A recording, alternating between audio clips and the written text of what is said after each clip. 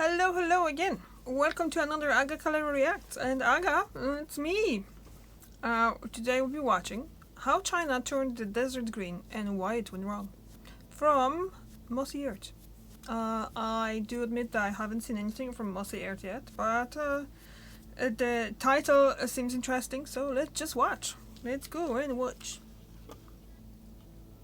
The Great Green Wall of China is the largest afforestation project in the world, with over 66 billion trees planted in an effort to combat the expansion of the Gobi Desert. But it's not all black and white. Regardless of intention, when done improperly, projects like this can have a devastating impact on local ecosystems, and at this scale, it's safe to say that success or failure will have global consequences. But let's not get ahead of ourselves. First, we need to know why this initiative even started. China has been fighting against desertification since at least the 1950s after a long period of unsustainable growth. Around 27% of the country is covered by deserts, and in the year 2000 the Gobi Desert was estimated to be expanding at a rate of 10,400 square kilometers a year. With farmland rapidly becoming desert and an ever-growing population, it was clear that a future famine was inevitable unless immediate action was taken. So in 1978 the Chinese government drew up a plan.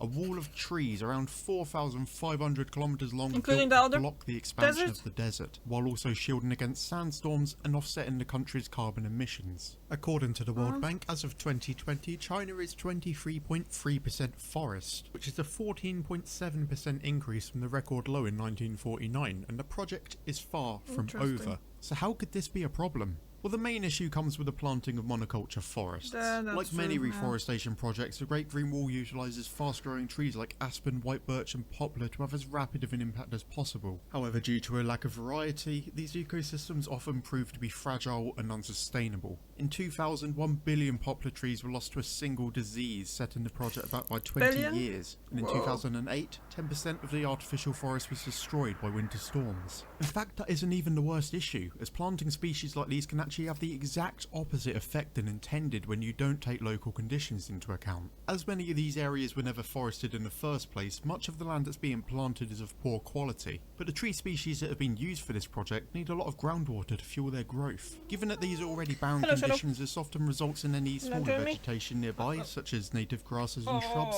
withering up and dying.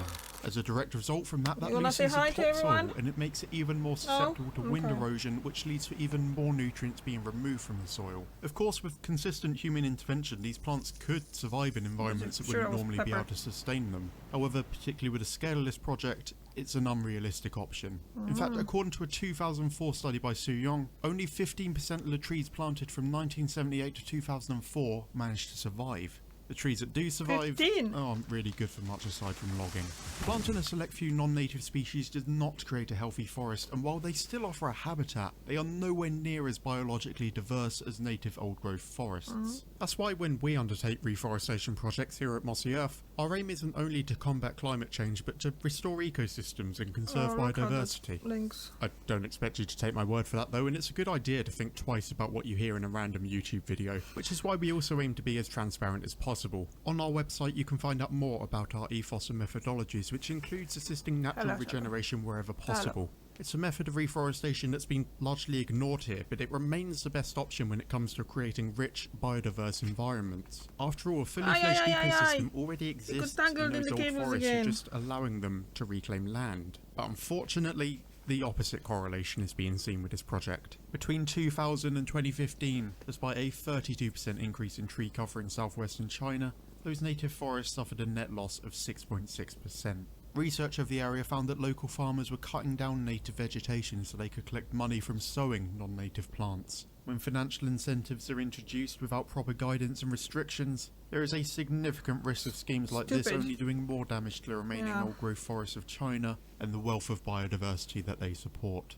On the topic of biodiversity, there's an important clarification to be made here. When we talk of the encroaching desert, you may be imagining that as a barren wasteland devoid of life, but that couldn't be further from the truth. The Gobi Desert houses a wide variety of flora and fauna, including many species that are under threat of extinction, such as the snow leopard. I think this is caused by whenever someone thinks desert, they think Sahara desert.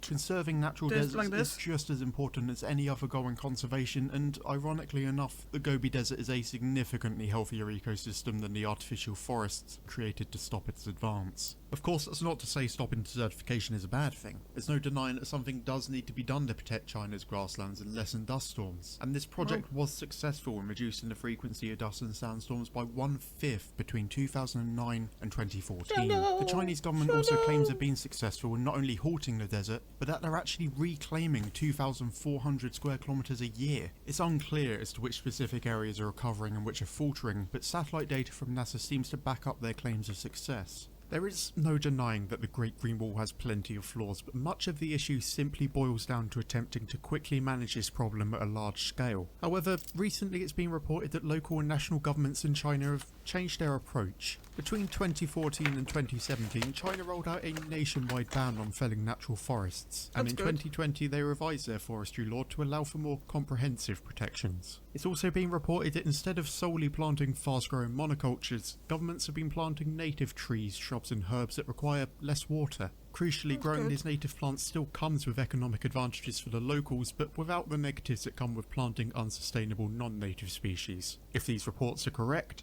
it bodes well for the future success of the Great Green Wall and China's fight against desertification.